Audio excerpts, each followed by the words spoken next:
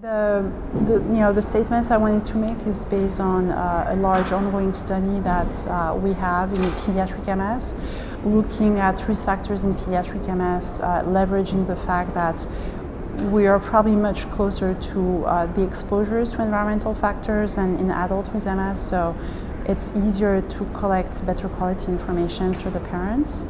If you're asking somebody who's 40 or 45, were you breastfed, how long, did your mom have any type of infection during the pregnancy and so on, you don't have this kind of information easily. When you're working with children, the parents are around so most of the time, and so you can get really good information about what really happened in young childhood and during the pregnancy. Our hypothesis is also that if a disease typically starting in adults is actually starting in children, it's possible that that occurs because the children have had higher exposure to risk factors, and as such, it's going to be easier to detect. So we are looking at environmental risk factors. So one of the things we're presenting at the Academy is actually some of the first analysis that we have done based on diet and the risk to have MS. And we report that at this point we were not able to detect any strong association between how much salt you have in your diet and the risk of MS. We also could not detect a strong association between how much fat you have in your diet and fiber and the risk to have pediatric MS.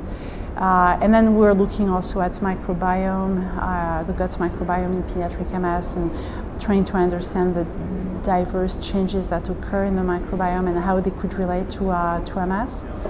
And then studying the same risk factors for evaluating whether they change the risk of having relapses once you have MS. So it's about 5 to 10% of all MS patients have an onset in childhood. So it's not totally, it's not super common, but it's actually, at the same time, it's not that rare. So it's challenging to study pediatric MS because the number of patients are smaller. So you really need to work collaboratively with other centers seeing pediatric MS patients, and that's exactly what we're doing. We have 16 centers working together to try to advance the understanding about risk factors for pediatric MS, which will very likely will be able to be generalized to MS in general, because there's really more and more data suggesting that pediatric MS and MS are the same diseases. There are some little differences in terms of the phenotype, especially in the very young kids, but the overall disease is the same.